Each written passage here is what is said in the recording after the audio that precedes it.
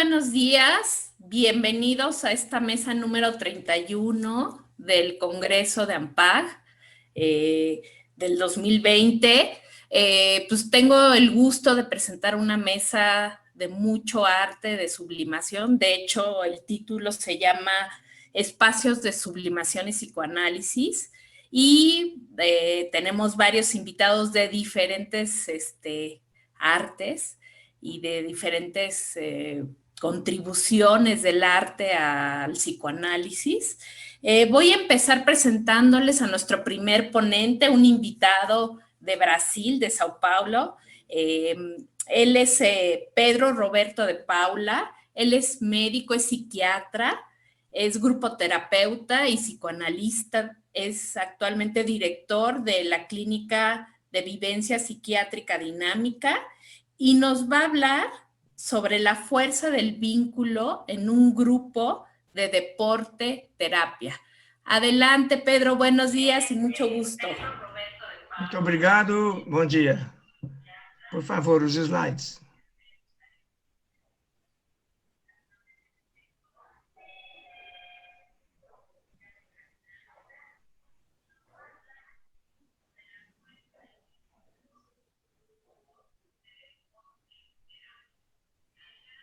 Está projetando? Sí, ya.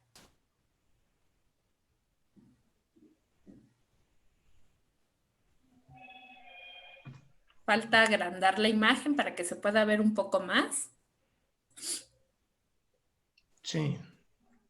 Eso. Saiu aqui. Está, Pedro. Ah, sim. Pronto? Sí.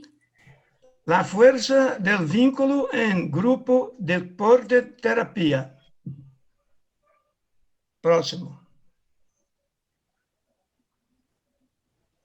Próximo.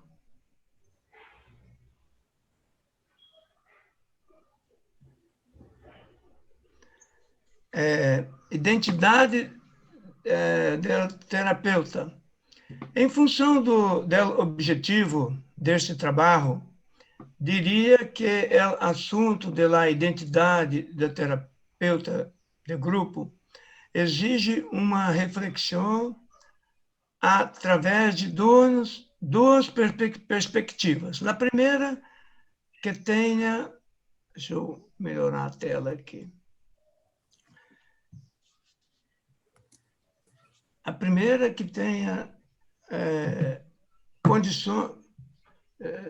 Preciso melhorar a tela aqui. Só um minutinho. A primeira, que tenha levar em consideração as condições de personalidade do terapeuta e a posição de um esquema referencial adequado ao entendimento e ao manejo de situações de grupo. A segunda, que enfoque sua afiliação ao grupo de terapeutas que atuam em um mesmo...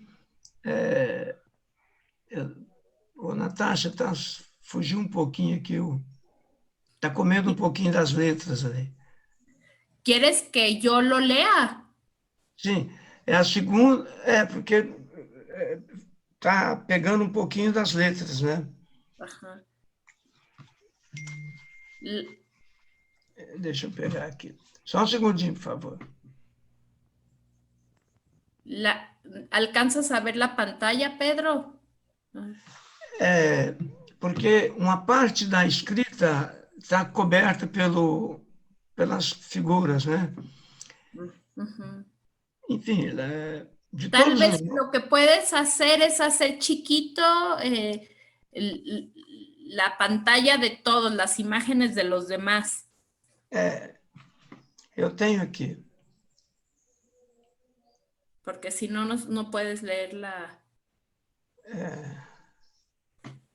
aquí en... Vamos lá. Pedro, se já você estou indo. pode fazer pequeña as imagens dos participantes, dos palestrantes, se podem fazer pequeñas. Sim, sim. Então você pode ler eu estou lendo aqui. De todos os modos, eu achei que é essencial que o profissional interessado na terapia de grupo seja que só poderá perseguir as metas que estão bem claras em seu interior. Ademais, será importante uma avaliação contra transferência, que vai mostrar lá o que se propõe a ser. Próximo. História personal. É um assunto de vínculos primitivos, a força de transformação vivida por el autor foi significativa em sua primeira década de vida, tendo em conta a abundância que a vida em campo e na granja oferece e agrega em si sua realidade familiar numerosa e ao redor das famílias de los colonos, todos com vários filhos, o que permitiu uma infância com intensa relação com a natureza, vários ninhos em atividades lúdicas, etc. Estes fatos, estes hechos, configuram dados de memória que, de vez em quando, são objetos de recuerdo em algumas situações do cotidiano das relações interpersonais, em nos grupos e agrupações da prática terapêutica institucional. Próximo. La clínica vivência, psiquiatria dinâmica. A clínica vivência teve seu conceito formado na mente de 3 jovens residentes de psiquiatria em uma comunidade terapêutica em 1980. Ganhou força a ser uma instituição de número reduzido de camas, porque no que nos angustiava a condição de anonimato presente na instituição madre, até então 350 camas. Fundada em janeiro de 1982, inicialmente como hospital dia, passando para a condição de internação por jornada completa, sempre respaldando a ideia de manter-se pequena quantidade de camas e pacientes dia. Esta condição favorece transformações, aprendizagens mútuas, tornando mais haver frente à patologia psíquica presente em o contexto da instituição de tratamento psiquiátrico, que, como os seres humanos, se enfermam, porém, pero que também soluciona problemas.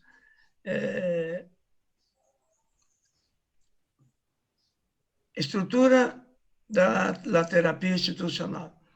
Em ênfase na livre comunicação entre a equipe e os grupos de pacientes e em las atitudes permissivas que alientam a experiência de sentimentos, implica em uma organização social democrática, igualitária.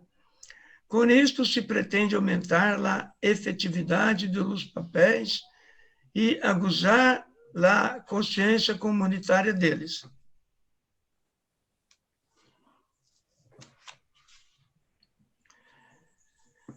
Passo de turno, atividade física. Tras o passo de turno de 8h10 às 8h30, começa a agrupação cuja referência, agrupação cuja referência é Lian Gong. Traz este exercício de atividade física em la cancha polidesportiva, coordenada pelo educador físico, que comenta, lunes é um dia em que os pacientes estão ansiosos por haber tenido 2 dias de ócio, tendo uma dinâmica de contato la família e uma convivência mais concentrada para os que não saíram de licença terapêutica, porque não tiveram as terapias de la malha de atividades. A decisão das atividades a ser desenroladas, em geral, é tomada em grupo, guiado pelo educador físico, que considera aspectos da dinâmica institucional. A atividade física desenrolada em la clínica proporciona uma amostra que poderá ser praticado no momento posterior à la alta.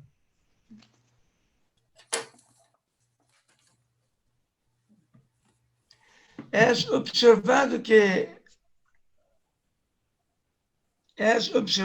a atividade física praticada em grupo ajuda a reduzir a ansiedade, a timidez, acalma os ânimos e melhora, inclusive, a função organizada da psique, porque o grupo ajuda a cuidar. A foto ao lado ilustra a ilustração do dia que empezamos a prática em setembro de 2019. Grupo Esporte Terapia, La Cancha Poliesportiva de la Clínica Vivência.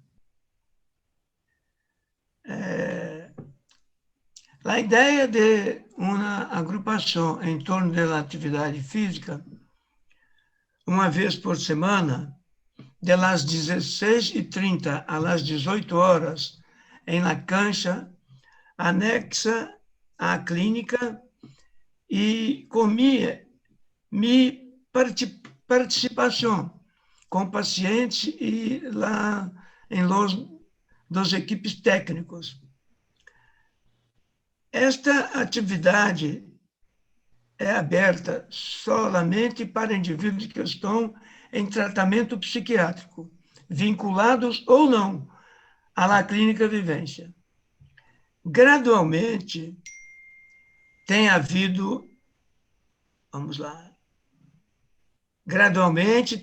interesse, presenças, ausências, aprendizagem mútua e proposta para permitir um fortalecimento e ampliação de participantes psiquiatrizados que estão em tratamento psiquiátrico, psicológico.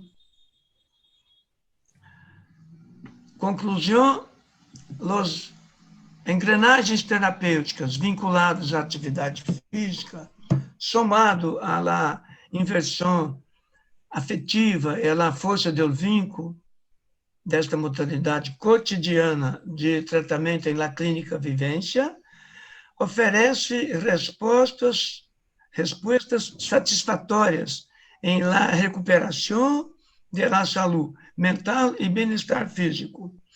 O vínculo desenrolado em las interações de grupo, de esporte, atividade física, durante a assistência em la clínica, internação, hospital dia e ambulatório, foi a força impulsora da aparição de uma nova modalidade de agrupação num contexto posterior à alta.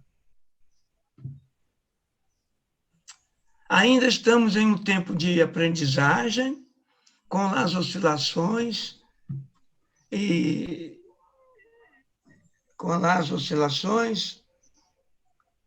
enquanto a frequência com avaliações sobre possíveis câmbios de horários e lugares, mantendo o exercício de transformações psíquicas e físicas.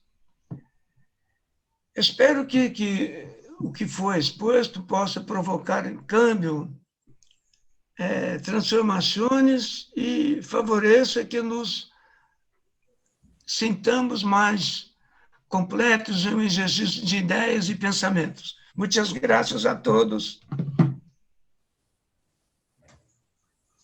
Muchas gracias, Pedro. Muy interesante. Muy interesante, además, saber cómo el cuerpo se puede integrar en la sanación de todo esto. Creo que sería maravilloso tener gente y experiencias como tú en México para poder favorecer la mejora de la salud física que tanto hace falta, ¿no? Y bueno, y tu historia personal, que es desde el campo, cómo el hombre hemos ido perdiendo el contacto con la naturaleza y con nuestro propio cuerpo y cómo lo recuperas. Sí, sí. Muy interesante. Vamos a ir pensando muchas preguntas que yo ya tengo para ti, para después. Les presento ahora nuestra siguiente ponente, es Ana Lilia López. Ella es psicóloga, es maestra en psicoanálisis de niños por el CUEC y actualmente está en formación, creo que ya casi por acabar, en AMPAC para psicoterapia analítica de grupo.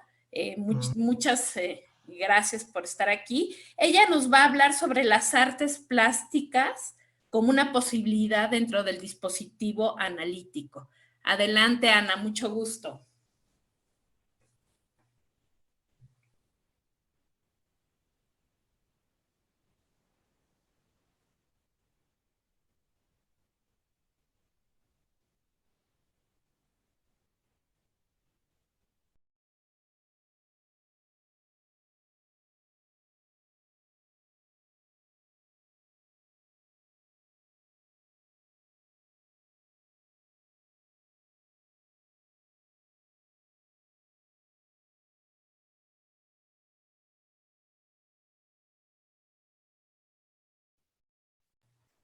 Hola, hola.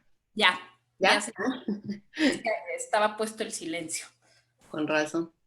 Bueno, les decía que yo tengo esta inquietud de trabajar con las artes, de incluirlas en el trabajo terapéutico desde que empiezo a estudiar psicología.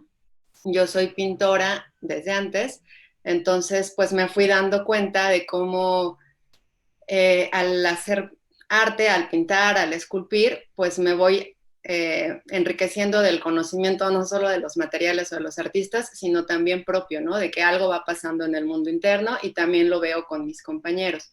Entonces, pues ahorita ya puedo ir como empezando a materializar esa idea y es lo que les voy a presentar. Bueno, como todos los que nos dedicamos a la salud mental sabemos, los pacientes nos buscan porque tienen un malestar psíquico y entonces nosotros constantemente estamos en búsqueda de herramientas que nos pueden ayudar a aliviarles de ese malestar psíquico. Entonces, desde ahí, el arte plástico viene como una propuesta que puede ayudarnos a que el proceso primario, que es más de imágenes, se pueda expresar. Y después, ya que tenemos esa representación de lo que está sucediendo, podamos empezar la construcción de un sentido y así acceder al proceso secundario. Entonces, esto es una herramienta que facilita el acceso al inconsciente de nuestros pacientes, nos da la posibilidad de tender un puente entre mundo interno y externo, que nos pueda facilitar la conexión entre el aquí y el ahora con el allá y entonces. La consideración es que puede ser útil para cualquier edad, no solamente para los niños. Obviamente con los niños, pues vamos a ver un despliegue plástico mucho más rico. En el trabajo que va a quedar en las memorias, presento 3 viñetas de 3 pacientes de diferentes edades y ustedes si lo leen van a poder ver que la parte del puber, que el caso del puber está mucho más enriquecido en este tema plástico, pero bueno, no es algo que esté restringido para ninguna edad. Finalmente, sabemos que no solamente quienes somos analistas de niños, vemos niños, más bien constantemente estamos viendo a las infancias en el consultorio. ¿Para cuándo creo que está más indicado? Para los procesos preverbales o cuando hay inhibiciones significativas. Entonces, el arte queda como un puente, un espacio transicional entre mundo interno y externo. Sabemos que para Winnicott el espacio transicional no es ni la realidad interna ni la realidad externa objetiva, sino que es un tercer espacio que puede estar de juego en donde convergen ambas realidades. Y es la propuesta, ¿no? Que juguemos. Entonces, los pacientes, como les decía, que son preverbales o con una fuerte inhibición, se pueden beneficiar con esta técnica. Lo innombrable se puede empezar a pronunciar. Nosotros como analistas, cuando son los periodos de silencio, podemos empezar a hacer algunas interpretaciones o bien acompañar en el silencio. Yo me acuerdo cuando estaba en una clínica de autismo con niños, en la práctica entre varios, lo que hacíamos era lanzar interpretaciones significantes para ver de cuál se pescaban los niños. Y entonces aquí la idea es que entre el analista y el paciente juguemos con ese espacio de silencio para que juntos podamos empezar a construir esa interpretación, ese sentido y poner palabras al dolor. Entonces también lo que estamos introduciendo con este recurso pues es nuestra disposición para encontrar una forma diferente de escuchar esas dolencias. Como proponen Kemberg y Yeoman, sabemos que hay 3 canales de comunicación en las sesiones, está el verbal, el corporal y el transferencial. Entonces la propuesta es contemplar la existencia de un cuarto canal, que sería el plástico, el artístico, que nos permita comunicarnos y entender más. Les voy a presentar unas breves viñetas, que la idea pues es sobre todo ver cuánto contenido podemos empezar a obtener a partir del uso de estas herramientas. Esta paciente que le puse Ingrid es diseñadora, ella no tiene un empleo formal y es una estructura psicótica. Ella desde que llega normalmente se sienta, me mira y aprieta los labios mientras parpadea así con un tic nervioso y repite constantemente que no sabe lo que siente. Y así transcurren varias sesiones, de repente habla, empezamos como a intentar interpretar este silencio, todo su lenguaje corporal.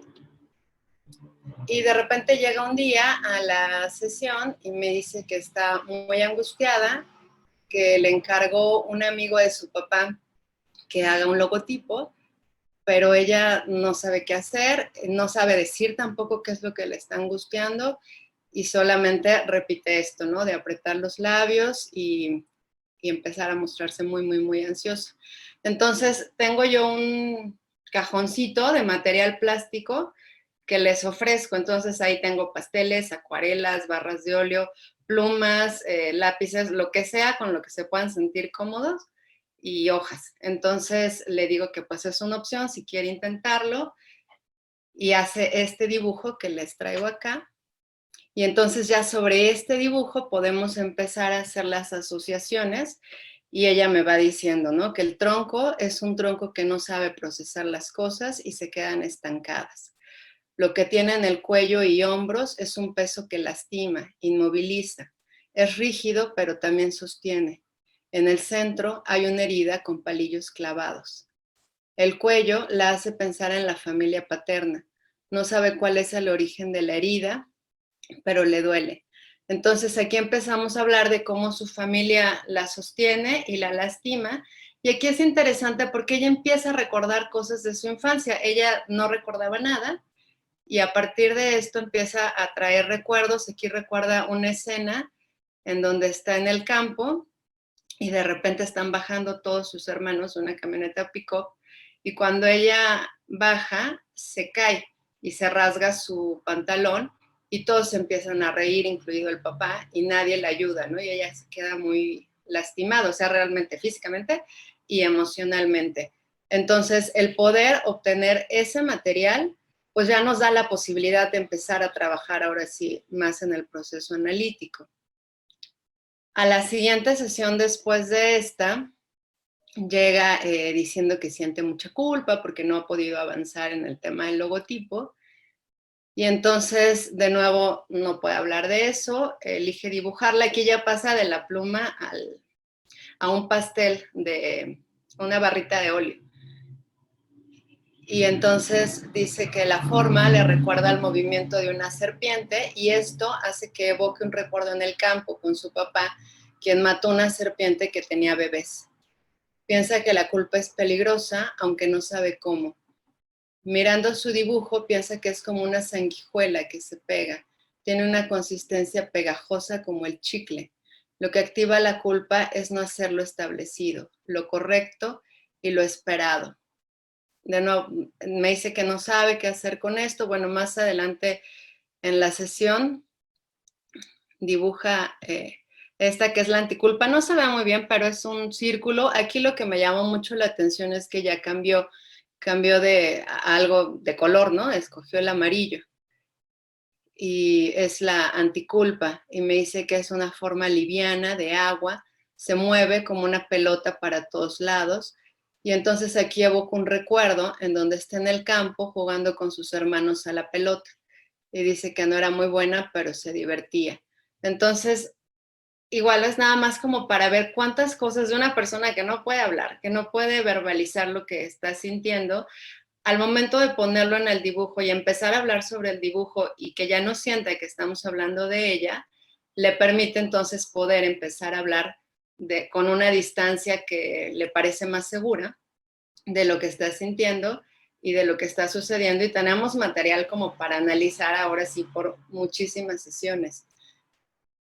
Les voy a presentar ahora este caso de un adolescente que se llama, bueno, le puse Armando, de 17 años. Él, pues, un caso un poco triste porque, pues, un chico realmente que no tenía mayor problema, un buen estudiante, deportista, actor, una estructura más neurótica, con rasgos histéricos.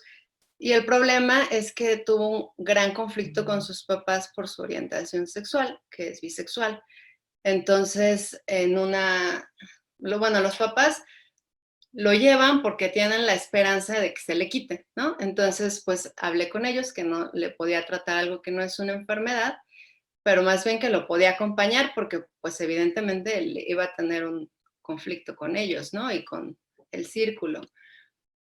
Entonces, en una ocasión llega él a la sesión muy confundido porque puso fotos de él con su novio en redes sociales y sus papás se enojan muchísimo y lo empiezan a agredir y lo confrontan y le dicen que es como un perro y su papá le dice que es como si un asesino se exhibiera en las redes. Entonces, pues llega muy triste, muy enojado, pero al mismo tiempo no se permite decir, verbalizar todo lo que está sintiendo hacia sus papás, porque está tratando como de todavía preservar esas imágenes para también preservarse a él. Entonces, bueno, le ofrezco la cajita de los materiales y le elige porque pues, es menos amenazante dibujarlo que hablar sobre lo que está sintiendo. Él elige pasteles y pinta este cuadro al que titula La degradación de los sentimientos. Aquí lo que le voy pidiendo es que vaya haciendo asociaciones y que cada color corresponda a un miembro de su familia. Entonces pone al papá en el color morado y dice, no tiene mucho sentido, no le encuentro mucha explicación, significado. Es una mezcla entre el azul, que representa la tristeza, y el verde, la tranquilidad, pero no me da calma, no me da tristeza, es desesperación.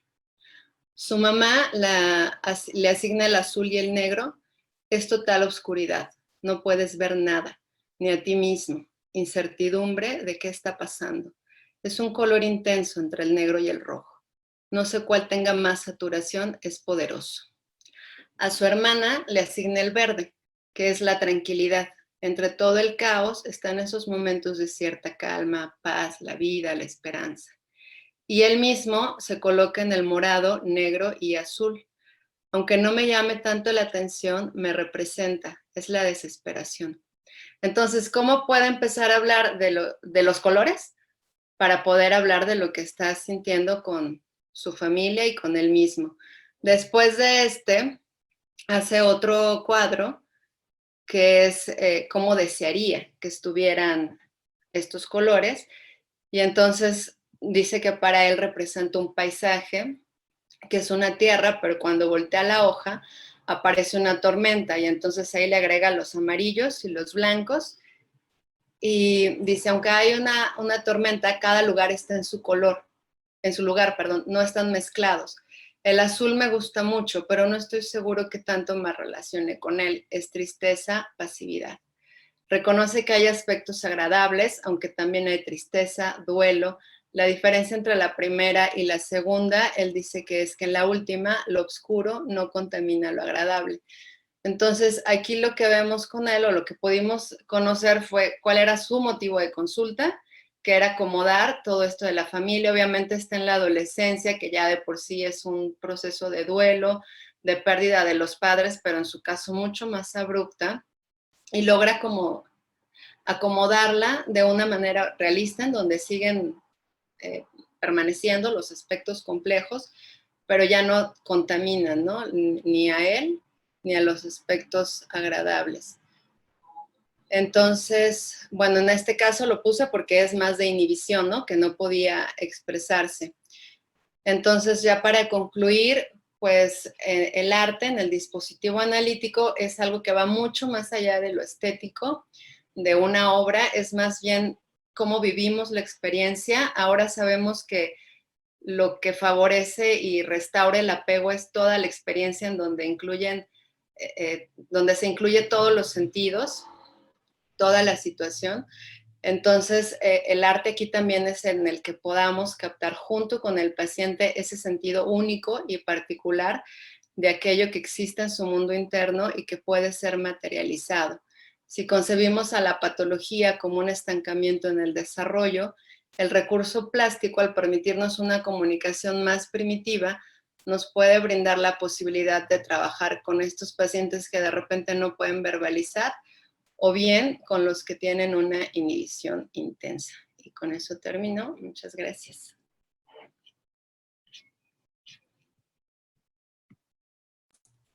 Muchas gracias, Ana. Muy interesante cómo se puede sublimar en tantas formas. Ya vimos a través del cuerpo, el deporte, y ahora a través del dibujo, de los colores, del uso tan sencillo de líneas que parecería como poco, que contiene poco, pero cómo simboliza tanto, ¿no? Y cómo tu presencia como terapeuta ayuda a darle simbolización a esto que ya estaba en la orillita, pero no se podía simbolizar y poner en palabras. Muy interesante. Continuamos con nuestra mesa. Espero que estén pensando muchas preguntas nuestro auditorio. A continuación, les presento a Samuel Uriel Gasca. Él es psicólogo de la Universidad de La Salle del Bajío.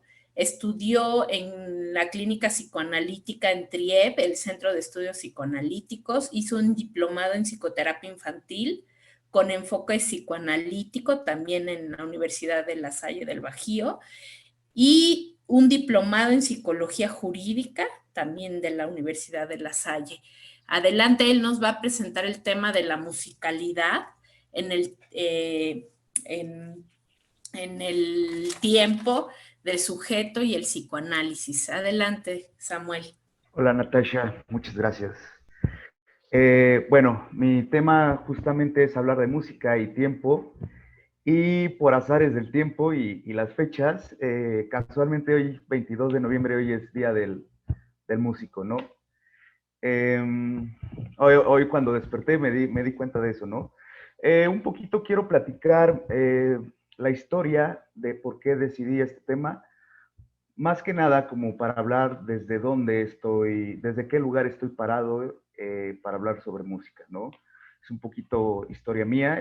Yo cuando era adolescente, me encantaba, me la vivía tocando guitarra. Yo decía que quería ser músico, pero me ganó un poquito el comentario de los músicos se mueren de hambre, vas a tocar en las combis. Entonces es como algo que dejé. Evidentemente no soy músico, pero Cuando conozco el psicoanálisis, lo conozco por un congreso que se llama Contrapunto, organizado por el lugar donde yo me formé. Y contrapunto es un concepto musical que por la definición es unión de voces contrapuestas para hacer una armonía. Y justamente ahí me vuelvo a encontrar con la música y ahí surge algo en mí que digo, tengo que estudiar música, pero ahora desde este lugar, ¿no? Desde la formación, desde el análisis, desde el psicoanálisis. Y bueno, eso fue un poquito a lo que me ha llevado a terminar estudiando este tema, ¿no? Entonces, bueno, quiero proponer primero este comentario que hace Lacan del inconsciente sea estructurado como un lenguaje y lo cambio por la música está estructurada como un lenguaje, porque la música, al igual que el inconsciente, es una estructura, es decir, algo que se construye a partir de ciertas bases, ¿no? Ok. Bueno, podemos observar que dentro de la trayectoria literaria del psicoanálisis se ha podido observar cómo el arte se ha aparecido de manera constante como un elemento que inspira la elaboración de algunas construcciones teóricas. Partiendo por Freud, en su texto El Moisés de Miguel Ángel, nos muestra cómo el arte le representa un poderoso influjo, ¿no? Sin embargo, excluye la música dentro de esta inspiración. Entonces, abro una cita de Freud donde dice, cuando no puedo hacer esto, como me ocurre con la música, por ejemplo, soy casi incapaz de obtener goce alguno, ¿no? Entonces, pareciera que la música ha tenido poca participación dentro de los espacios literarios. No obstante, no se puede excluir que el saber psicoanalítico no pueda servirse de la música para poder organizar algo del estudio del alma. Por ende, el presente trabajo tiene como objetivo hacer un cruce analógico entre la música y el psicoanálisis, ¿no? Ok. Parto con la pregunta, ¿qué es la música en la vida? La música, al igual que el juego, tiene su presencia desde las culturas más antiguas. Huizinga, en su libro Homo Ludens, propone una relación estrecha entre el juego y la cultura. Pues bien, la música ha tenido una serie de funciones particulares en las culturas más primitivas. Por medio de la música y la danza, los prehispánicos podían comunicarse con sus dioses. También servía como himnos de guerra. La música se aparece en distintas ceremonias y ritos de carácter religioso, desde los sacrificios y funerales, hasta las épocas medievales dentro de los cantos gregorianos. La música cobra un papel fundamental dentro de la cultura, teniendo una función distinta en cada cultura o rito, ¿no? Ok. Y aquí voy a abrir una cita de una analista que se llama Susana Arasí. La música atraviesa todas las culturas, todas las épocas, todos los territorios. La traza del arte musical es universal. Está presente en las producciones humanas de todas las sociedades en todos los tiempos. No hay el universal, la música, pero hay las músicas, ¿no? Es decir, que la música se puede manifestar de maneras distintas en cada cultura, en cada sujeto, ¿no? Ok. La música, por su definición, es el arte expresado mediante la ordenación de los sonidos en el tiempo. Estos sonidos permiten hacer, perdón, me equivoqué de diapositiva, perdón. Ok. Partamos ahora por la mitología griega. En la mitología griega podemos ver dos personajes que se relacionan con la música. Uno de ellos es Orfeo y Silira, y también la Odisea y el canto de la sirena, ¿no? En la parte de abajo, en la derecha, se encuentra una pintura que trata del viaje de la Odisea de Ulises. Bueno, la mitología griega nos dice que Ulises viaja por el mar y le pide a los navegantes que se pongan cera en los oídos para que no se dejen atraer por el canto de las sirenas, ¿no? Lo que hace Ulises es amarrarse en el barco para no dejarse seducir por su canto, ¿no? Por otro lado, tenemos la historia de Orfeo, personaje griego quien bajó al mundo de los muertos en búsqueda de su esposa Eurídice. Por medio de sus cantos y melodías seduce a Hades, convenciéndolo para que éste le devolviera a su amada. La mitología griega señala que Orfeo podría seducir a todo ser que era capaz de oírlo. Y bueno, a través de ahí podemos observar cómo la música tiene un influjo en todo aquel que pueda, que tenga la capacidad de oír, ¿no? Ok. La música, por su definición, es el arte expresado mediante la ordenación de los sonidos en el tiempo. Estos sonidos permiten hacer señalamientos de notas y silencios en un determinado tiempo y espacio. Sin embargo, considero que la música también permite puntualizar ciertos tiempos en el sujeto. De acuerdo con Manuel Rodríguez, la música es el elemento prehistórico del cuerpo, ya que permite tener un vínculo previo con el mundo. El ritmo interior de la madre, junto con su voz melodiosa, es aquello que acompaña el desarrollo prenatal hasta su nacimiento. Es así que la música tiene una anterioridad lógica a la palabra. Por ende, podemos decir que la música es el elemento más primitivo del lenguaje. En el recién nacido se puede observar cómo éste simpatiza con las melodías, los sonidos de cuna, pero sobre todo, el niño queda atrapado entre el dulce canto de la madre. Ese canto de la madre, por su parte, es también esa función que sostiene y colma las necesidades del recién nacido, la cual para la madre es una vía donde se escapa el deseo materno. Como siguiente paso dentro del desarrollo del nacido, ante las primeras sensaciones de displacer, el hambre, aparece el grito, cuya función es hacer un llamado al otro, un llamado a la madre. Pero posterior del grito, se deviene una especie de modulación sonora, la cual es el tono. Evidentemente el grito abro una cita de Enrique Racker que dice, como siguiente paso, evidentemente el grito y el canto están íntimamente relacionados. El tono, elemento fundamental del canto, es un grito de carácter específico. Se diferencia por las regularidades de las vibraciones. El tono, comparado con el grito, representa una renuncia a lo instintivo, ¿no? Nuevamente aquí se aparece la música como un regulador, como un regulador de las pulsiones, ¿no? Tanto el grito como el tono proviene de la zona oral. No obstante, el grito sería una expresión instintiva oral y en cuanto al tono sería una regulación del grito. Regulación que da pauta a otra vía en la forma de dirigirse con el otro. Pero más allá de la importancia de la música en el tiempo del sujeto, quisiera puntualizar la importancia de la música dentro de la vida del sujeto como una analogía radical.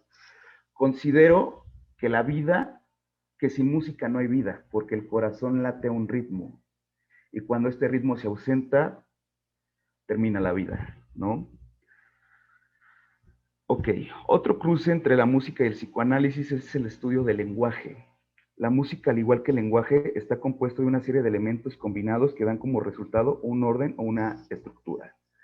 Cuando yo veo el esquema del aparato psíquico, no pude evitar pensar que tiene una asimilación a un pentagrama musical, ¿no? Como podemos observar en la estructura lingüística de Saussure, un significante adquiere su valor a partir de otros significantes, de la misma forma en la que el sentido del ritmo de una nota adquiere su valor a partir de otras notas. Es decir, un tono, sol, por ejemplo, va a adquirir un ritmo, un sentido a partir de otros tonos, a partir de la nota re, a partir de la nota la, a partir de fa, ¿no? Abro una cita, nuevamente de Arací, que dice, la estructura musical es el ejemplo por excelencia de relatividad, entendida como esta como la condición de interdependencia de los elementos que construyen una estructura. Ok. Cada nota genera una inscripción dentro del pentagrama musical. Estos registros permiten construir una armonía sonora. Sin embargo, el aparato psíquico tiene un ordenamiento similar, ¿no? Como lo había señalado, ¿no? Un pentagrama musical, al igual que el aparato psíquico, está compuesto por el orden de pequeños registros. En este caso, en vez de notas, son huellas mnémicas. Ok. ¿De qué manera esta analogía puede ser llevada a la clínica, al diván? En la clínica, el lenguaje es aquel que permite revelar a la luz los dinamismos psíquicos. A partir de la narrativa en el diván, el relato de los sueños, los lapsus o los chistes. La traducción musical implica un mismo ejercicio. Los sonidos son traducidos en lenguaje. Tanto la música y el dispositivo analítico, ambos dependen de un cuerpo que ejerce una escucha. de palabras o notas. Manuel Rodríguez, en su apartado La música en el diván, muestra una semejanza entre la práctica clínica y la composición musical. Ambos dicen que a estos dos ejercicios dependen de la escucha del otro. Entonces abro una cita que dice: el analista se convierte por momentos en un espacio de escucha donde el sujeto reproduce su propia tonada. Esto quiere decir que el relato del analizante es un relato musicalizado, en donde el diván es ese espacio de improvisación musical. Al mismo tiempo, la improvisación de su significado improviso que alude sin previo aviso. Es nada más ni nada menos que la improvisación de la técnica psicoanalítica, también conocida la asociación libre. Es decir, es esta parte donde habla en tanto todo aquello se te ocurra, ¿no? Ok. Es así que la función del análisis es invitar al paciente a que haga su propia composición musical ante el silencio y la escucha del analista. Podemos pensar que el síntoma como una nota que desborda o descompone las demás notas musicales, dando como resultado una articulación musical arrítmica. Voy a abrir una cita ahora de Héctor Quesadas que dice: digamos que el sufriente acude con un psicoanalista con una ritma cardíaca simbólica. Su corazón descompasado marcha fuerte de tiempos. El analista escucha esta melodía discursiva y sabemos que esta se muestra de entrada en un quebranto. Como sabemos, dentro de una composición el silencio es el espacio que da pauta a la agregación de notas musicales. El analista muchas veces genera esos espacios de silencios que permiten agregar más elementos o más notas. Ok. También entre la música se encuentran las afecciones del alma, puesto que, a palabras de Héctor Quesada, la música goza de una singularidad exquisita entre las artes, no solo porque nos ofrece delicias y goces inmediatos al oído y actúa directamente sobre nuestros sentidos, sino que además da lugar a que el espíritu se inmiscuya en el placer de estos. Desde las neurociencias, también Oliver Sacks, un autor contemporáneo que no tiene mucho que falleció, propone en su libro Musicofilia: somos una especie tan lingüística como musical. Todos nosotros podemos percibir la música, los tonos, el timbre, los contornos melódicos, la armonía y el ritmo. Y esta apreciación estructural en gran medida inconsciente de la música se añade una reacción emocional a menudo intensa. Esto muestra que entre la música y el oyente existe un espacio de producción. Dicho espacio brinda la sensación de que el sujeto ha sido escuchado por la música, como si éste tuviera un entendimiento del sujeto, es decir, como si la música tuviera un saber respecto a nosotros. En algunos casos se parece de manera intempestiva, logrando un efecto de interpretación en el sujeto. Es esta parte donde muchas veces escuchamos una canción y pareciera que está describiendo nuestra vida, ¿no? Otra de las funciones que tiene la música es la sublimación, pensada por Freud a una forma de descarga de la pulsión que no está ligada a la sexualidad. Asimismo, en la música se exponen todas las tramitaciones de los deseos, los amores y desamores, el dolor, las batallas internas, los recuerdos. Esta también se encarga de señalar acontecimientos importantes. Con la música se baila, se canta y también se despiden a los seres queridos. El sujeto se encuentra y se escucha a partir de la música, marca un tiempo de inicio y fin en su trayectoria. Esta la acoge y lo acompaña durante el resto de su vida. A veces pone en palabras los malestares del alma. Me recuerda a mi paciente Alonso, que constantemente llora al escuchar la canción de Wish You Were Here de Pink Floyd, por su traducción Deseo que estés aquí, ya que extraña a su difunto abuelo. Me recuerda a Saraí, quien diario escucha Si tú no estás aquí, de Rosana, desde que su novio se va a Canadá, ¿no? Sí, nos quedan unos minutitos. Ok, muy bien, muy bien. Por favor. Ok, bueno, ya para acabar, voy a citar unas pequeñas palabras que marcan un poco, hablando de tiempo de inicio y fin, palabras de una paciente. Dice: en el velorio de mi hija recuerdo que le estaba cantando en su rosario. Recordé que cuando supe que estaba embarazada de ella, yo le cantaba en mi vientre, inclusive nacida, le cantaba canciones de cuna. Ahora me toca cantarle en su velorio. ahora le canto para despedirla, ¿no? Y bueno, como otra conclusión o un cierre, en estos días pasados se hizo viral este video, ¿no? Es una bailarina que se llama Marta González en el Lago de los Cisnes, en donde, bueno, supuestamente esta persona tiene Alzheimer, y le ponen un fragmento del Lago de los Cisnes, ¿no? Entonces se recuerda justamente cuando baila, ¿no? Y empieza a mover el cuerpo. Y con ello quiero cerrar con esto, donde digo, la música construye el cuerpo, permite historizar al cuerpo del oyente y lo remonta en otros tiempos. Bueno, esta es la música en los tiempos, en el tiempo del sujeto. Como conclusión, le permite construirse y lo acompaña hasta que este latido deja de existir, hasta que este ritmo se ausenta y a partir de ahí también se ausenta el cuerpo, ¿no? Ampac, pues muchas gracias. Estoy muy feliz de estar con ustedes. Hermoso, hermosa la invitación de la música en este grupo. Pues Ana ya nos decía de un cuarto canal o un cuarto espacio que es lo plástico, y tú nos vienes a traer un quinto espacio. Estamos llenos de espacios para sublimar, para entender y que llevan el ritmo en nuestro cuerpo.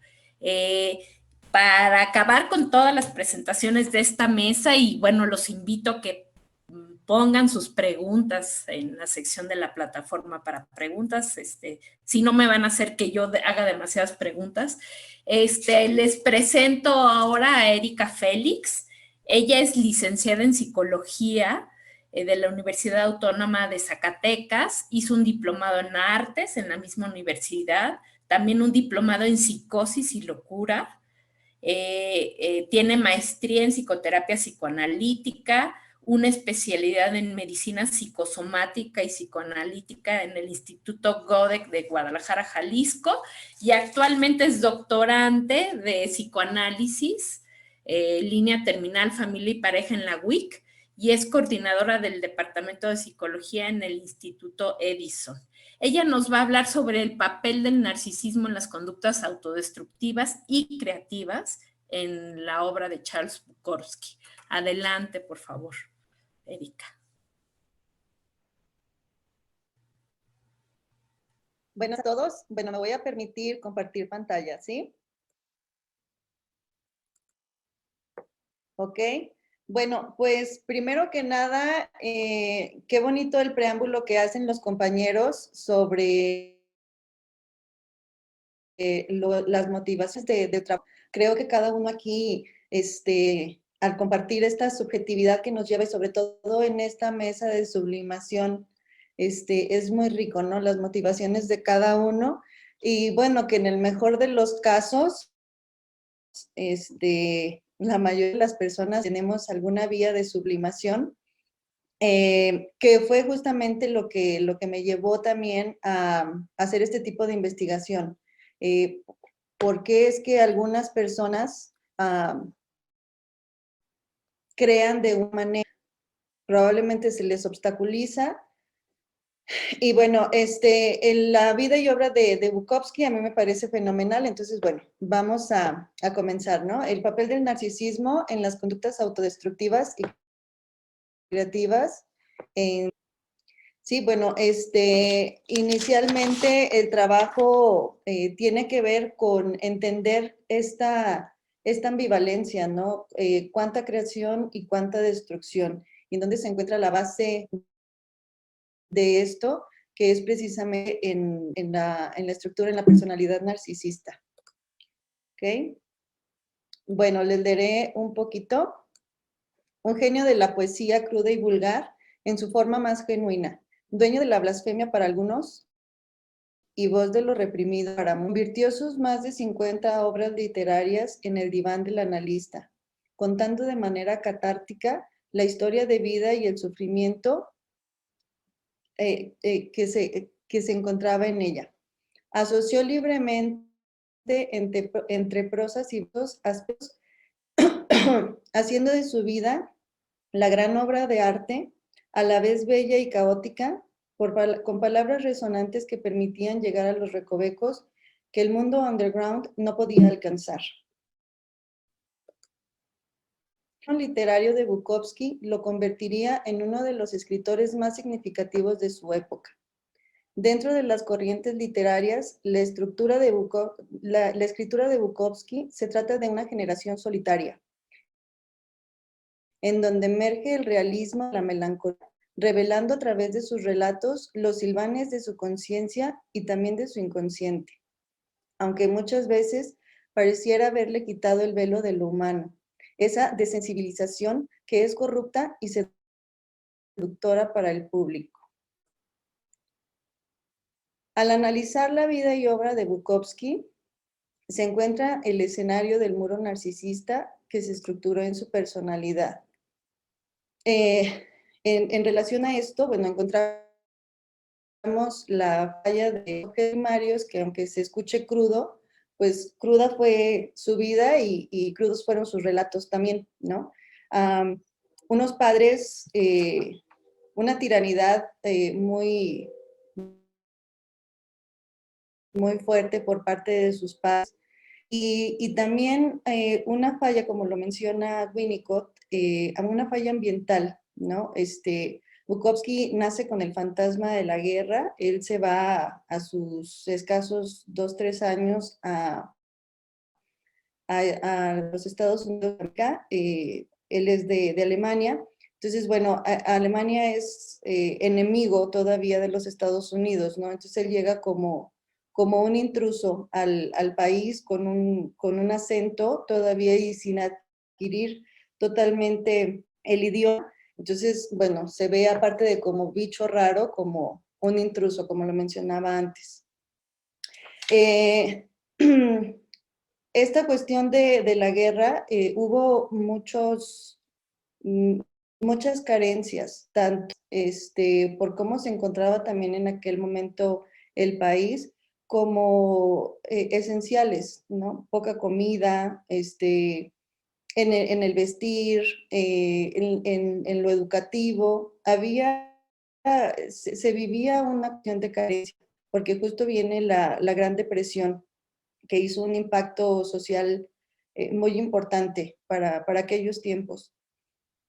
Entonces, el padre viene, un padre así, grandote, alto, se describe de 2 metros de altura, quien portaba en Alemania el uniforme militar de los Estados Unidos. Entonces llega acá a ser repartidor de leche, ¿no? Y posteriormente desempleado, donde la mujer tenía que trabajar empleada doméstica y ayudar para los gastos. Entonces, como que golpes narcisistas muy fuertes para el papá, siendo él un papá frustrado, y muchas de esas situaciones pasadas directamente al chico, a Charles Bukowski, a través de palabras altisonantes, de tareas muy pesadas, de golpes.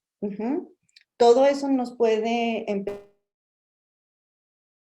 empezar a la articulación de este déficit narcisista, ¿sí?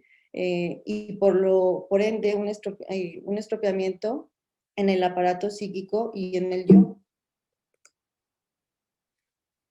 Bueno,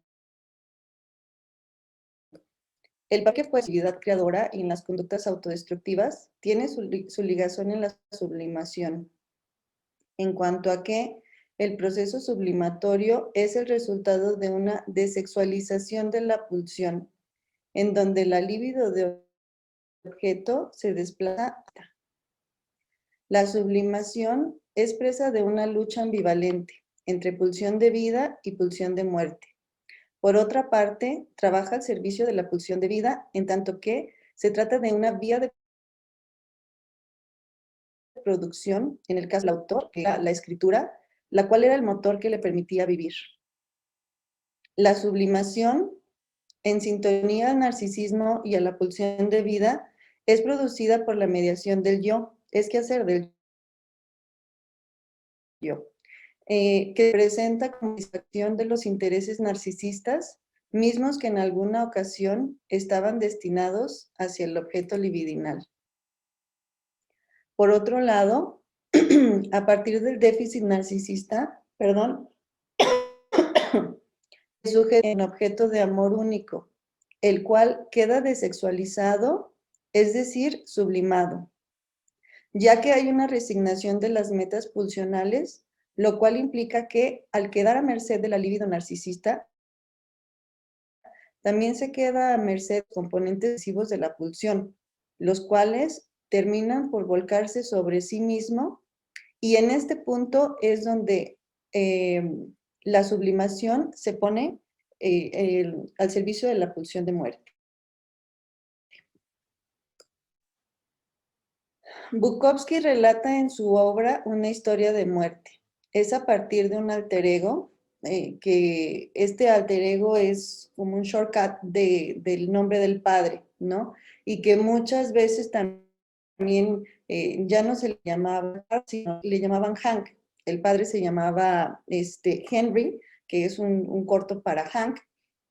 Y bueno, aquí vemos cómo la dificultad de irse soltando el padre y de tener que dentro de la estructura narcisista es volver, ¿no? Aquello que en algún momento se creyó, bueno, en algún momento hubo ese sentimiento de amor y se quiere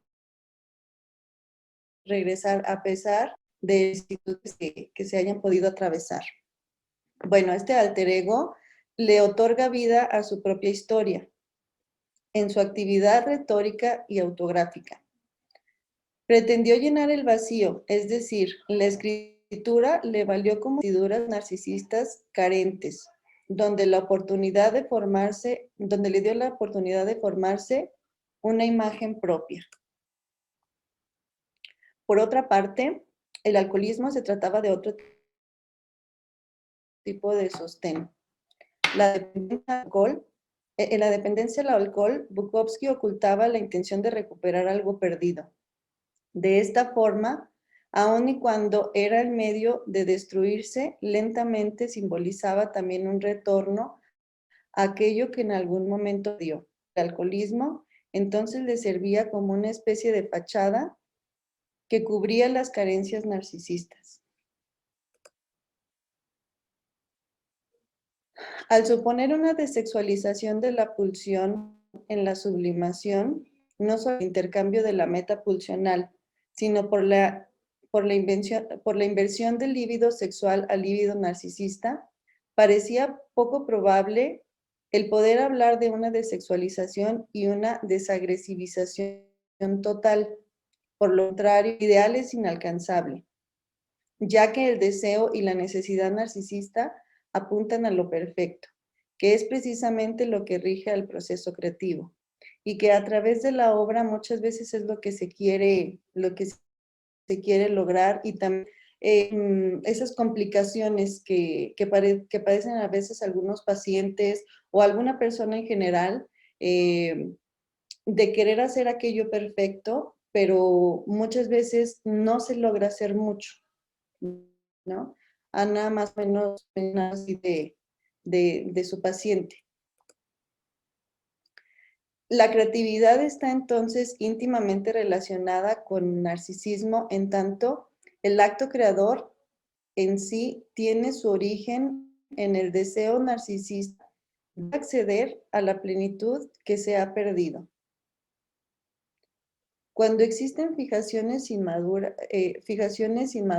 de predominio narcisista que sucumben a la sublimación, existe material preconsciente, material que estuvo al alcance para la transformación de Bukowski. Bueno, aquí ya entramos en temas de simbolización, ¿no? Que pertenece al material preconsciente, pero de ese mismo material vemos la otra parte. Sin embargo, adecuado a estas fijaciones tempranas y en relación a un preconsciente deficiente, debido a las experiencias pobres y frustrantes que tuvo, tipo de sustitutos, aparte de la literatura, para poder regular su realidad y que ésta fuera más o menos funcional, es decir, el alcohol.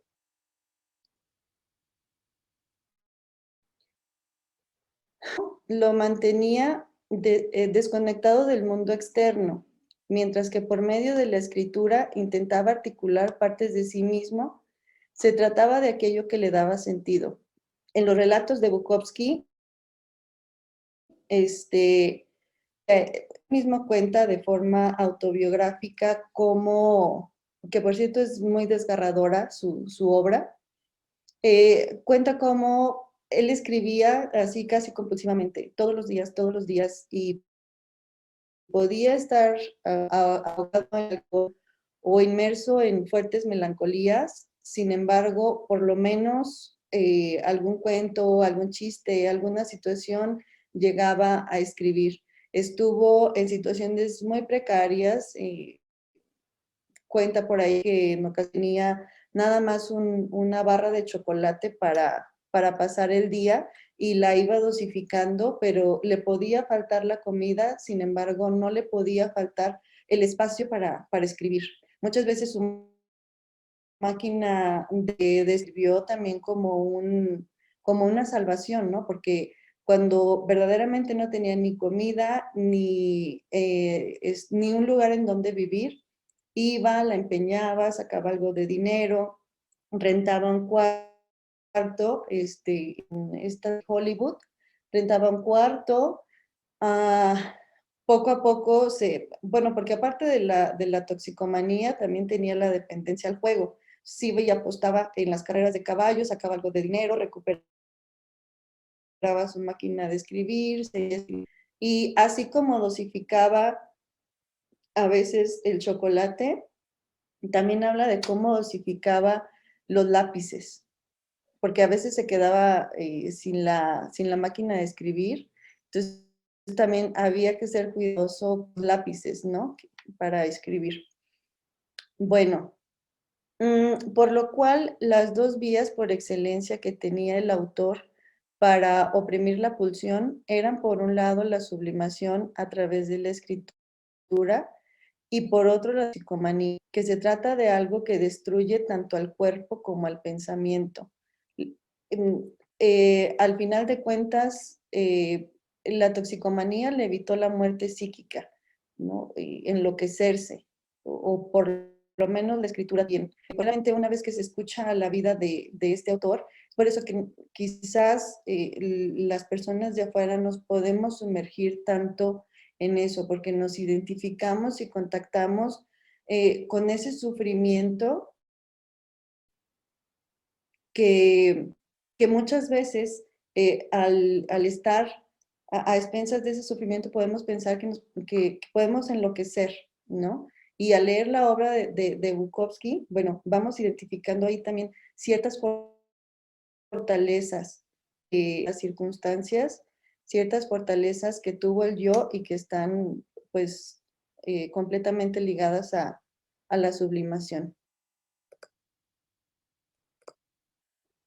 Bueno, y Perdón, nos quedan para escasos minutos, Erika. sí, ya, concluimos. ¿Cuál es el vínculo que existe entre la personalidad narcisista y la actividad creadora en la conducta autodestructiva en Bukowski? ¿Sí? El acto creador tiene que ver con el deseo de actitud que se ha perdido, así como sucede en la pulsión de muerte. La literatura fue la manera de defenderse del sufrimiento, así como de la aniquilación. El alcoholismo se trataba de un tipo de sostén.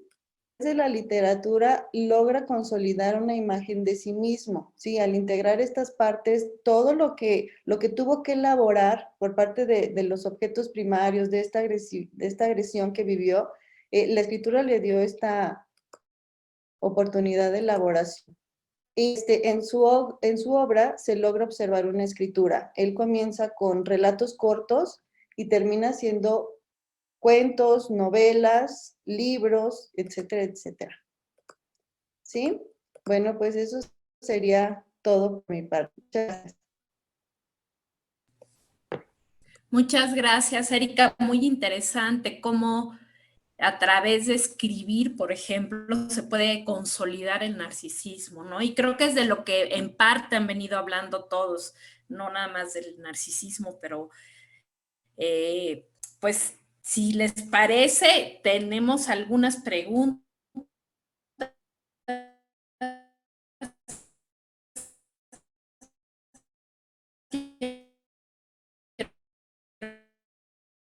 Pasar a leerles una que tenemos por aquí. Y también me gustaría y preguntas. Les hago una primera pregunta que me parece que va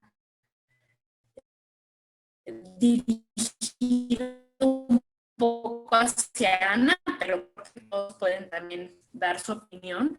Pregunta Alicia Martínez si se puede diferenciar la angustia neurótica de la psicología.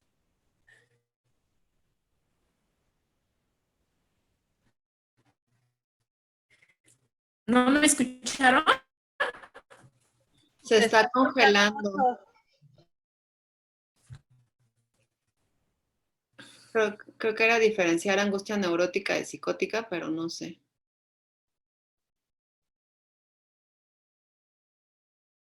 Hola, sí, yo también tengo las preguntas en lo que regresa nuestra coordinadora.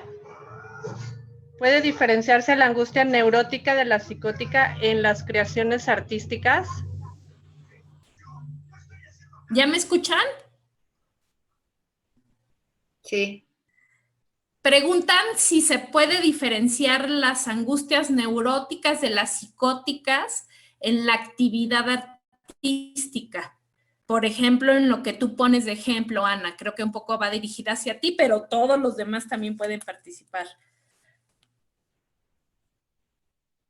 Sí, pues sí, la angustia psicótica tiene que ver más con la fragmentación, con la aniquilación, y la neurótica pues más con la castración.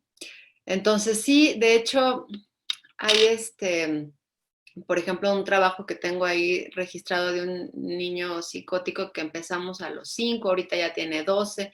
Sí quedó registrado como mucho en sus dibujos, cómo esta angustia de fragmentación se iba disminuyendo, ¿no? Los primeros dibujos eran pues así, fragmentitos, caras muy como de Picasso, de cubismo, pero Picasso no estoy diciendo que sea psicótico, pero así como figuras muy fragmentadas, cuerpos parciales y después se van integrando, ¿no? Y hasta los límites se pueden ir reconociendo.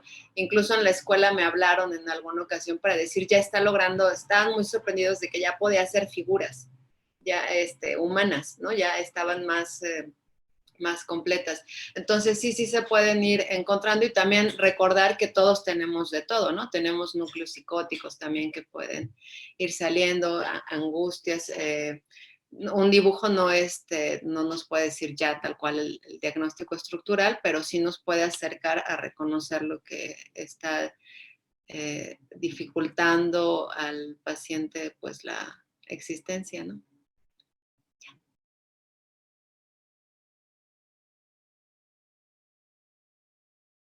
¿Alguien más que quiera complementar de esta pregunta de procesar angustias neuróticas, psicóticas? ¿Hay alguna diferencia? Lo han notado incluso en el deporte, pero...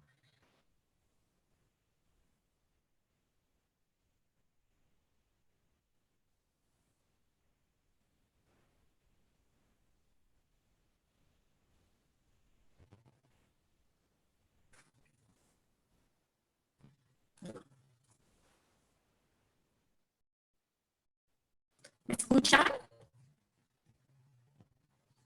¿Escucharon la pregunta? ¿Alguien más que quiera complementar la pregunta? ¿No? Bueno, por aquí también nos preguntan que si uno ya está haciendo una intervención, ya está en marcha la intervención con adultos cara a cara, ¿se puede incluir o cómo hacerle para incluir dentro del encuadre esta parte de empezar a hacer la parte plástica, la expresión a través del arte? ¿Cómo se le hace? ¿Cómo se le ha hecho? Sí, yo la verdad que con esta Ingrid que les presenté, no lo dije desde un principio, ahorita ya les digo en el encuadre que es una posibilidad y que ahí está, y está el cajoncito también por si lo quieren agarrar, ¿no? Les digo, ahí está, si quieren, o si quieren que se los pase, se los paso. Pero con ella, por ejemplo, pues no, o sea, fue a partir de estas sesiones que entre que yo estaba que si sí o que si no me animaba ya a hacerlo de una manera pues más activa, porque también el tema de que tenemos que ser muy neutrales y todo eso, ¿no? De repente hace ruido, pero pues nada más así un día muy espontáneamente, la verdad que estaba muy ansiosa y ahí le ofrecí algo, porque estaba justo ahí con esto que decía Alicia, estaba rompiendo el Kleenex, ¿no? Estaba así, lo que le ofrecí fue, en lugar de que estuviera destruyendo algo, se me ocurrió decirle que si no quería un poquito de Play-Doh, de masita, pues para ver qué decían sus manos, ¿no? Ya que estaban tan activas, y lo aceptó. Así nada más le dije que te estoy viendo y se me ocurre que te puedo ofrecer un poquito de Play-Doh por si eso te puede ayudar, podemos probar y tú ves, si no te sirve, pues lo dejas a un lado. Entonces se lo di y me sorprendió que nunca había jugado, no conocía ese material. Y entonces ahí empezó a construir como algo más de escultura, hizo una figura, empezamos a hablar y a analizar lo que estaba pues haciendo, y para otra vez como poder simbolizar lo que estaba sucediendo con su cuerpo. Y pues así nada más es como una invitación, ¿no? Es algo que se ofrece y por supuesto que tienen el derecho de decir que sí o que no en el momento en el que lo deciden. Ahí quizá el timing es muy importante y lo que ayer hablaban en esta ponencia del círculo de seguridad, que es observar, poner atención a lo que te está diciendo la persona, ¿no? Te lo dice con las manos. No sé, Samuel, un poquito desde la música, esta importancia que tú nos traes desde el vientre materno, cómo estamos en un ritmo, en una música materna, de hecho, y cómo no sé si en algún momento también sale eso a colación y usas tú la parte musical dentro de tu abordaje terapéutico. Sí, bueno, me parece que la música, al igual que las artes plásticas o al igual que el arte, inclusive lo agrego al deporte, me parece que esos tres elementos involucran al cuerpo. Entonces, platicamos un poco como cómo poder relacionar todo, pues es a partir del cuerpo, y me parece que la música, la función es tramitar al igual que agarrar el Play-Doh. Me parece que es un recurso que agarra el psiquismo, que agarramos nosotros, y es la función de tramitar, ¿no? Como metáfora, como juego, pero todo va en función de un trámite, ¿no? Lo puedo pensar inclusive como desde Bion, de pensar, como una forma de metabolizar la angustia o metabolizar como, pues, todo lo que tenemos internamente.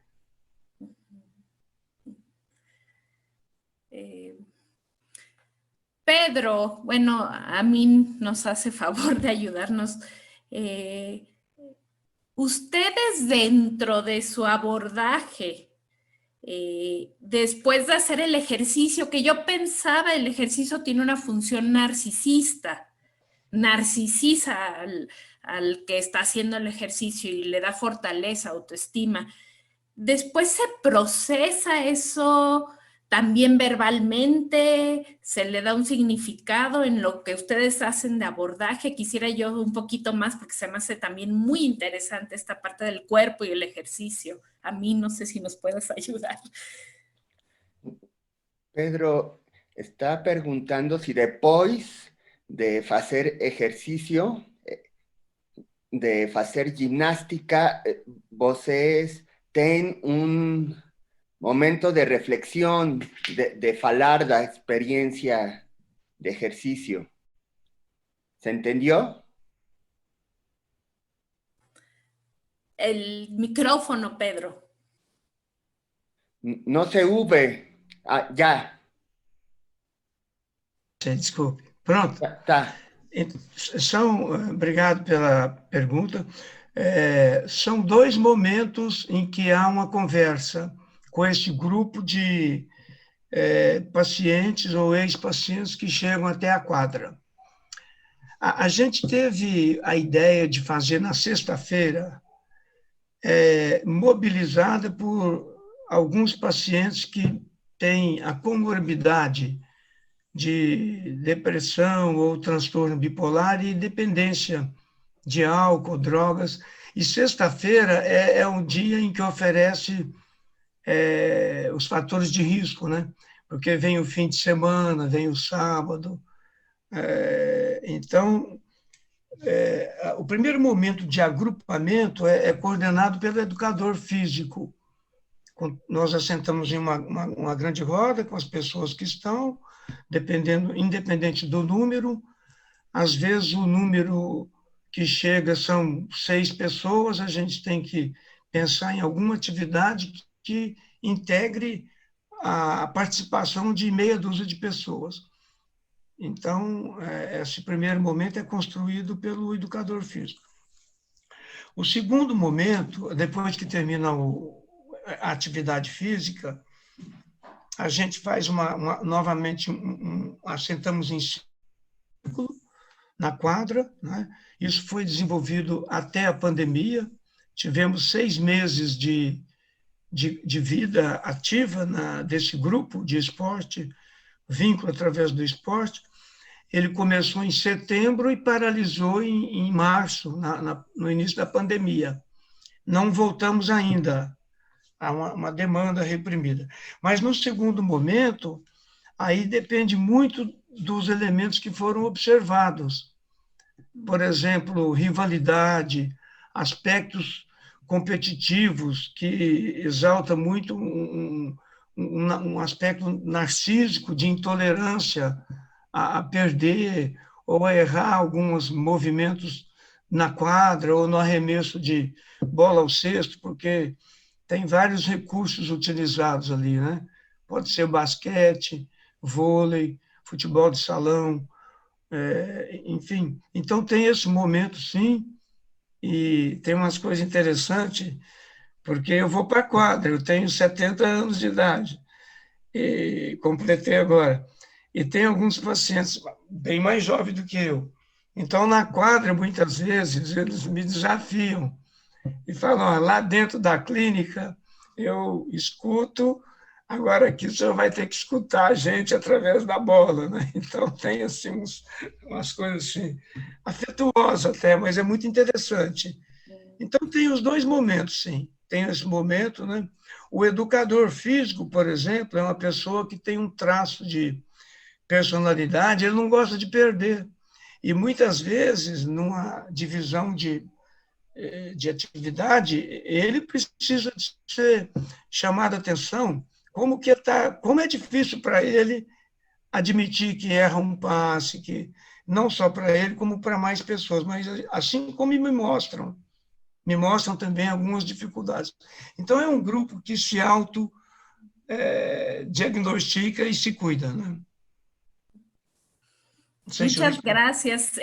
Sí, comenta de estos dos momentos, y el segundo, después de hacer el ejercicio, es compartir entonces, incluso las rivalidades que se ven. ¿Puedo? No sé, Amin, si me quieres comentar. Dice que hay un grupo que se hace el viernes, en el cual se incluye, porque el trabajo físico creo que es el lunes, después del fin de semana. El viernes se hace un grupo donde se incluye al preparador físico. Y el lunes, después de lo que se ve en la actividad física, se puede hacer otro grupo en el cual se ven las situaciones que se percibieron de rivalidad, de competencia, ¿no? Los problemas que puede haber por ganar o perder. Y también comenta que él, por una cuestión de edad, luego tiene dificultades en cierta participación en los grupos, porque él es mayor de 70 años, y que tienen además un preparador físico que tiene una cuestión muy competitiva, que eso a veces hace como que se salga un poco de sus casillas, ¿no? Con que atrapen pases y estas cuestiones. Bueno, creo que fue lo que más, Sí. no sé, dijo demasiado, entonces creo que... Pero sí, sí, más o menos la idea, sí.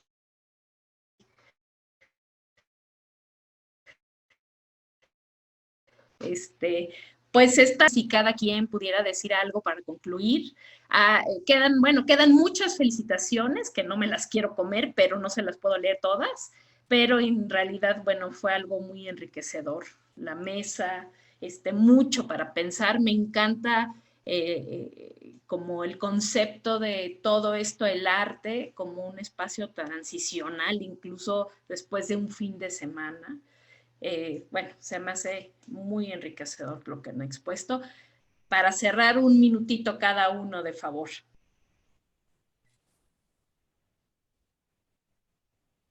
Ana. Sí, pues muchas gracias. Me gustaban muchísimo los trabajos de todos también. Y sí, o sea, creo que todos compartimos esto de lo que es pues la experiencia, ¿no? Yo me quedo como esto que dice Natasha? Bolas, Oi? poder tener una experiencia de Essa encuentro, pergunta foi direcionada para quem? poder tener una experiencia de encuentro, ¿no? Que sea realmente transformadora y yo creo que pues nos transforma tanto a nosotros como analistas como a los pacientes. Muchas gracias. Pedro, unas últimas palabras ya para terminar. ¿Nos ayudas también? Sí. Se você tem falar algo para fechar. Para fechar. Tudo bem. É rápido. Eu estou feliz por ter participado, né? Desde me lembrar da Copa de 70, sediada em Guadalajara, até os momentos atuais, com a fala de cada um de vocês, eu estou enriquecido, feliz e espero um dia estar presencialmente em Guadalajara. Muitas graças e um abraço a todos. Gracias. Erika. Sí, bueno, a forma de conclusión, sí, muy rica tanto como al final de cuentas todos tuvimos ahí el mismo ejercicio que luego se hace en análisis, ¿no? O sea, de sublimar, de esta cuestión de la creatividad que al final de cuentas dentro del consultorio, aunque sea o no sea de forma o a lo mejor con un instrumento, música de fondo, todas esas cosas, estamos haciendo una actividad creativa, tanto terapeuta como el paciente, ¿no? Que es darle esos espacios y si bien aquí en el trabajo presentado menciono que el objetivo de un tratamiento psicoanalítico no es que el paciente logre sublimar, esto se va dando, ¿sí? Conforme va haciendo sus ligaciones diferentes, simbolizaciones diferentes, pues esta capacidad del paciente y pues claro, nosotros como terapeutas también. Muchas gracias a todos y estuvieron súper sus trabajos, de verdad. Samuel. Sí, bueno, yo quiero retomar un poquito para algo que me gustó mucho de la conferencia del viernes conversatorio entre Cuarón y Guillermo del Toro, ¿no? Hablaban un poco de el arte es traer aquello que no está a partir de lo que sí está, ¿no? Entonces, esas palabras me gustaron mucho y creo que hay que apostar eso en el análisis, ¿no? Apostar como a crear aquello que no está, traerlo al diván, o traerlo a la consulta, traerlo siempre, ¿no? Apostarle a eso. A mí también me gustaron mucho los trabajos, honestamente siento la piel china. Muchas gracias, fue un gusto compartir con ustedes.